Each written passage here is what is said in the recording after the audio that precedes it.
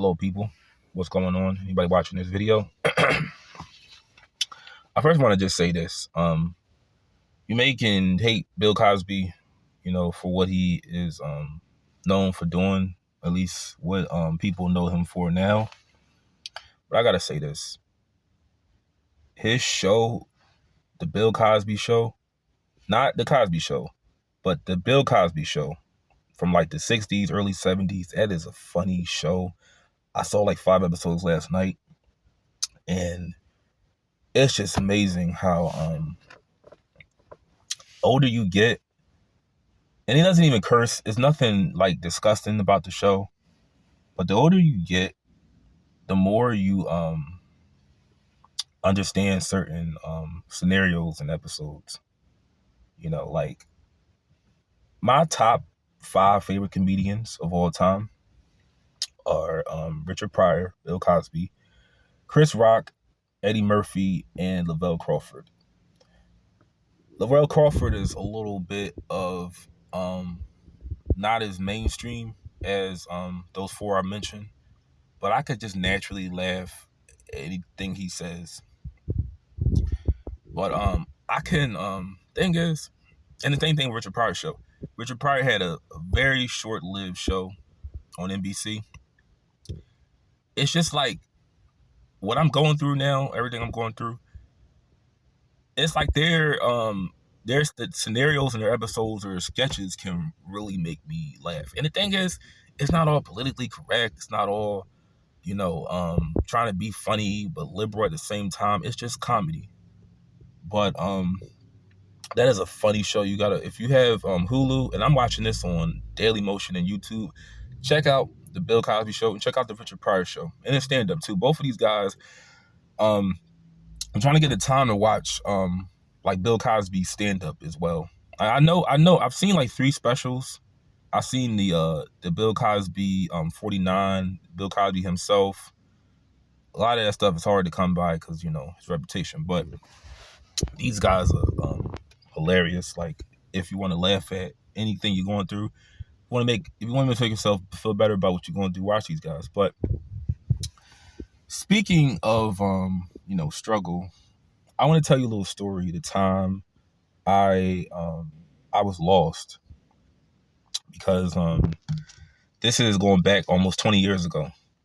So I remember me and my brother, our school had this little function for only the boys, because they segregated the women and the girls and the boys in classes. We went to a Catholic school.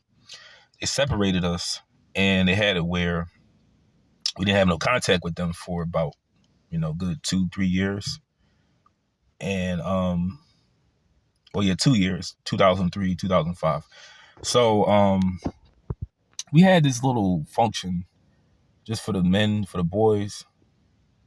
And I guess it came with a reward for going to like a basketball game. We saw St. Joe's University play Boston College. And at the time, I'm watching future NBA star Jameer Nelson murder Boston College. I don't know what the score was, but they played. I may look up what if I could possibly see that game. This is 2003. So maybe I could see the game, or maybe I could see myself in the stands, because we had pretty good seats, I remember. I think we did. But we saw that game, and we booed the heck out of Boston College. Now, when the game was all over, I don't know how this happened, but I guess I lagged behind, and I'm looking for the bus, and the spot where we parked at was empty. And then I see the bus, and then the bus is empty. So I'm like, where did they go? I hope they didn't leave without me. And I'm at 8 years old. I'm not freaking out. I'm not like, I don't have the mindset of a 28-year-old where I'm like, okay, I could possibly get abducted. Something could happen to me if I'm just wandering around like this. When looking back, nothing would have happened in that area. But then again, something could have happened, because St. Joe's is around like Overbrook. And that's kind of like in my opinion, anywhere that has a college it's pretty upscale to me. I mean, someone told me Overbrook has its problems too, certain parts of it, but there are parts where near like the college campus that are pretty like nice to live around. I consider that upscale. Like, here's the thing. I don't consider nowhere near Temple upscale because that's like North Philly. Everywhere you go in North Philadelphia is the hood. No matter no matter how much you gentrify it, no matter how much you clean it up, I will always consider North Philadelphia the hood. No matter how much they try to move college kids in. But Overbrook, I don't consider that like the hood at all because it's like when you have colleges sponsoring like when they own areas, it's not bad to be around. But I'm all lost. I don't know where I don't know where they went. So they started looking for me. And you know, I think I even started freaking out because I'm like, I hope they didn't just go. They didn't leave without me. And they eventually found me.